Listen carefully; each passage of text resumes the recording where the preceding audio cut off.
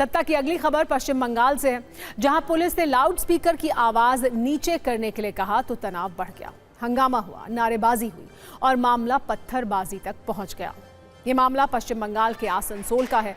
हुआ ये कि सत्ता संभालने के बाद सीएम शुभेंदु अधिकारी ने धार्मिक स्थलों में लाउड स्पीकर की आवाज को नियंत्रित करने और उसे एक सीमा तक बजाने का आदेश दिया था।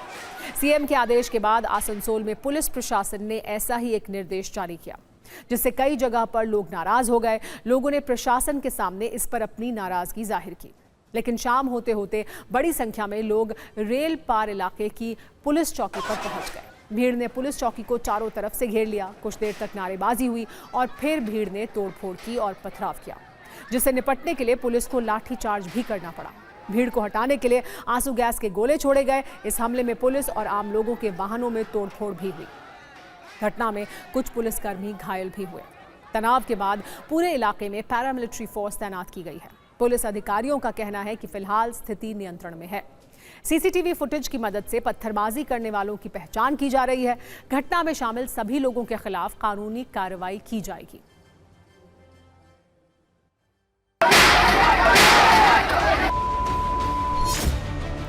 थाने में शायद पुलिस वाला से कुछ भैसा-भैसी हो, कुछ मामला हुआ, किस चीज़ को लेकर करके वो पूरा कंफर्म लोग अभी पता नहीं लगा सके हैं, मगर जिस ढंग से हुआ ये मतलब सराहने लायक नहीं है। पूरा हम लोग आकर के फाड़ी देख रहे हैं और पुलिस पूरा एक्शन में है। हम लोग जिस ढंग से आए हैं, हम देखे नूरानी मस्जिद का वगैरह कांच उधर टूट गया है।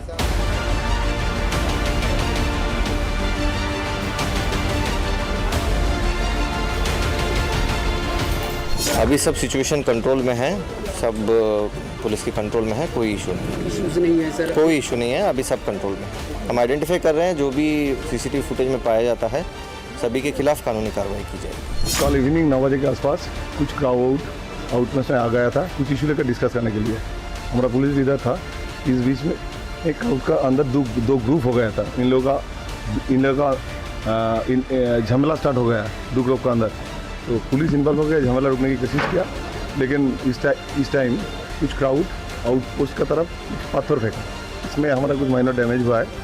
तो हम अभी सीसीटीवी देखकर कौन था इन्वॉल्व ये हम आइडेंटिफाई कर रहा है और इन लोग का अगेंस्ट में एक्शन होगा।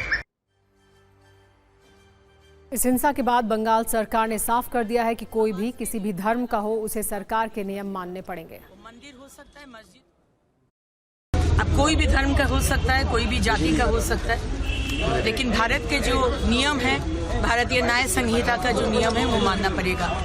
हमारे माननीय मुख्यमंत्री जी बोल दिए हैं, कहीं पर भी लाउड स्पीकर आवाज के जो इतना अलाउड है उससे ज्यादा नहीं बजेगा।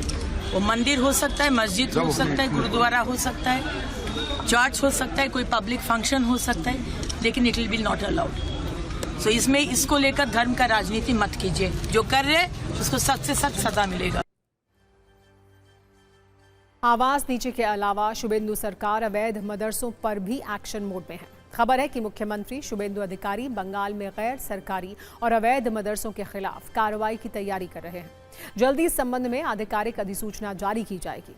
बीजेपी का कहना है कि अवैध मदरसों पर एक्शन हमारी पार्टी के एजेंडे में था और जल्दी ही एक्शन शुरू होने वाला है, जबकि टीएमसी का कहना है कि मदरसों को बंद करने की बात करने वाले बंगाल का इतिहास नहीं जानते हैं।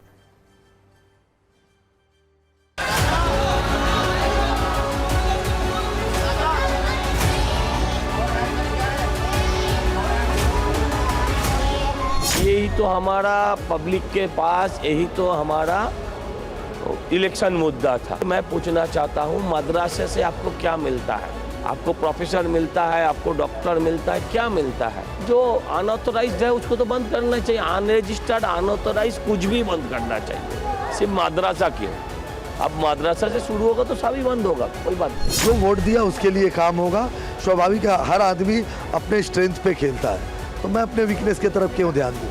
जो मुझे वोट दिया उसके साथ न्याय होगा। विधायक तो आप सबके लिए, मैं सबके लिए विधायक रहूंगा। विधायक के नाते जो भी रिसोर्स मिलता है, उस रिसोर्स को जो मुझे विधायक बनाया उसके ऊपर खर्च करना अगर गुनाह है तो ये गुनाह मैं बार बार करूंगा।